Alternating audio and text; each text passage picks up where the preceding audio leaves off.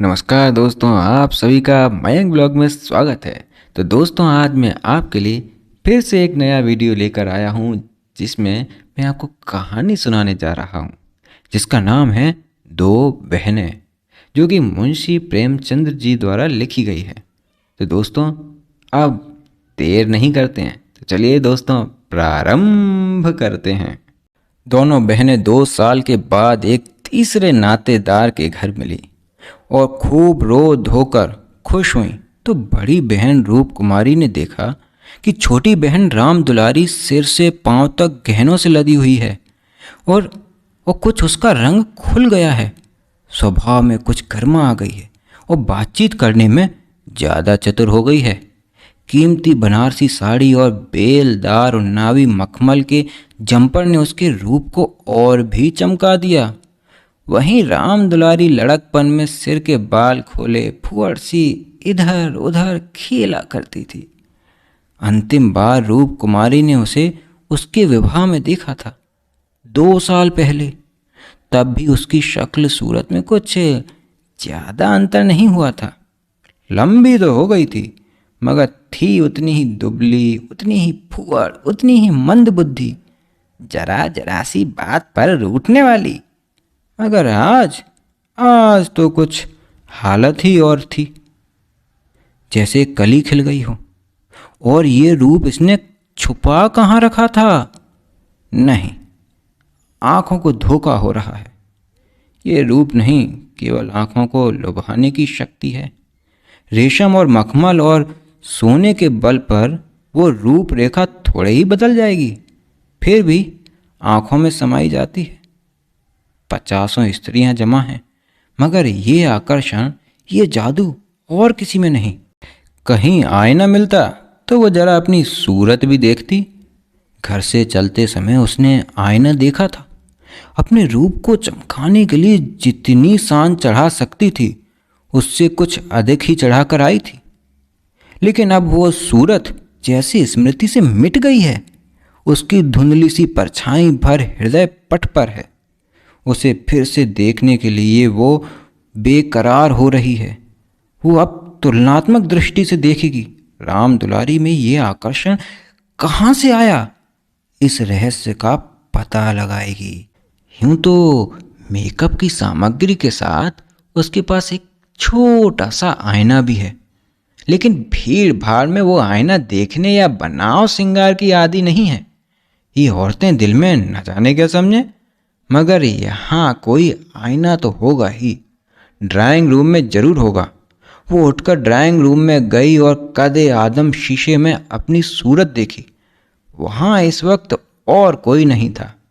मर्द बाहर सहन में थे, औरतें गाने बजाने में लगी हुई थीं।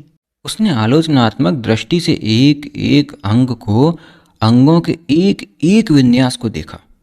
उसका अंग विन्यास, उसकी मुख छवि निष्कलंक है, मगर वो ताजगी, वो मादकता, वो माधुर्य नहीं है। हाँ, नहीं है। वो अपने को धोखे में नहीं डाल सकती। कारण क्या है? यही कि राम दुलारी आज खिली है। उसे खिले जमाना हो गया, लेकिन इस ख्याल से उसका चित्त शांत नहीं होता। वो राम दुलारी से हैटी बनकर नहीं रह सकती। ये पुरुष भी कितने गावदी होते हैं। किसी में भी सच्चे सौंदर्य की परख नहीं। इन्हें तो जवानी और चंचलता और हाव भाव चाहिए। आंखें रखकर भी अंधे बनते हैं। भला इन बातों का आपसे क्या संबंध? ये तो उम्र के तमाशे हैं। असली रूप तो वो है जो समय की परवाह न करे। उसके कपड़ों में राम दुलारी को खड़ा कर दो, फिर देखो ये सारा जादू कहाँ उड़ जाता है। चुड़ैल सी नजर आए, मगर इन अंधों को कौन समझाए। मगर राम दुलारी के घर वाले तो इतने संपन्न ना थे। विवाह में जो जोड़े और गहने आए थे, वे तो बहुत ही निराशाजनक थे। खुशहाली का दूसरा कोई सामान भी नहीं था। इसके ससुर एक रियासत के मुख्ताराम थे और दूल्हा कॉलेज में पढ़ता था। इस 2 साल में कहाँ से ये हुन बरस गया, कौन जाने। गहने कहीं से मांग लाई हो, कपड़े भी मांगे हो सकते हैं। कुछ औरतों को अपनी हैसियत बढ़ाकर दिखाने की लत होती है, तो वो स्वांग राम दुलारी को ही मुबारक हों। मैं जैसी हूँ वैसी अच्छी हूँ। प्रदर्शन का ये रोग कितना बढ़ता जाता है। घर में रोटियों का ठिकाना नहीं।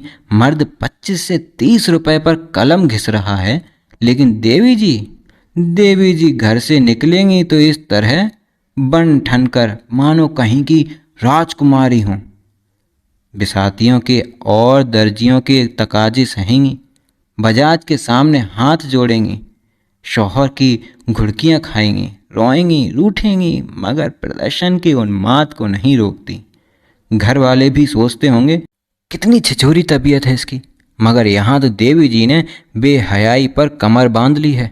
कोई कितना ही हंसे बेहया की बला दूर, उन्हें तो बस यही धुन सवार है कि जिधर से निकल जाएं उधर लोग हृदय पर हाथ रखकर रह जाएं। हैं? राम दुलारी ने जरूर किसी से गहने और जेवर मांग लिए।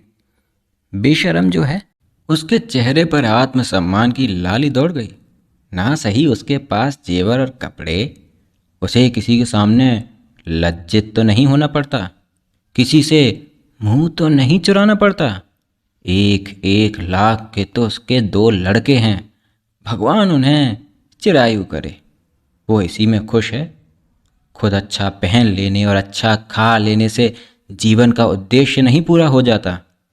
उसके घर वाले गरीब हैं, पर उनकी इज्जत तो है। किसी का गला तो नहीं दबाते, किसी का शाप तो नहीं लेते। इस तरह अपने मन को ढाढ़स देकर वो फिर बरामदे में आई तो राम दुलारी ने जैसे उसे दया की आंखों से देखकर कहा, जीजा जी की कुछ तरक्की वरक्की हुई कि नहीं बहन, या अभी तक वही 75 रुपए पर कलम घिस रहे हैं? रूप कुमारी की देह में आग सी लग गई। उफ रे दिमाग, इसका पति लाट ही तो है। अकड़कर बोली, तरक्की क्यों नहीं हुई? अब 100 के ग्रेड में है। आजकल ये भी गनीमत नहीं है। अच्छे अच्छे एमए पासों को देखती हूँ कि कोई टके को नहीं पूछता। तेरा शौहर तो अब बीए में होगा। राम दुलारी ने नाक सिकोड़ कर कहा, उन्होंने तो पढ़ना छोड़ दिया है बहन। पढ़कर औकात खराब करना था और क्या। एक कंपनी के एजेंट हो गए हैं, अब 250 रुपये माहवार पाते हैं। कमीशन ऊपर से 5 रुपये रोज सफ़र खर्च के भी मिलते हैं। ये समझ लो कि 500 का औसत पड़ जाता है। 150 माहवार तो उनका निजी खर्च है बहन। ऊंचे ओहदे के लिए अच्छी हैसियत भी तो चाहिए। 350 बेदाग घर दे देते हैं, उसमें से 100 रुपये मुझे मिलते हैं। 250 में घर का खर्च खुशफैली से चल जाता है। एमए पास करके क्या करते हैं? तो दोस्तों, क्या लगता है रूप कुमारी पर ये राम दुलारे की बड़ी बड़ी बातों का क्या असर होने वाला है? जानने के लिए देखिए अगला एपिसोड। तो दोस्तों, हम फिर मिलते हैं अगले एपिसोड में। लेकिन हाँ दोस्तों, अगर ये वीडियो अच्छा लगा है तो लाइक कीजिए, शेयर कीजिए, सब्सक्राइब कीजिए और हाँ, बेल आइकन दबाना मत भूलिएगा।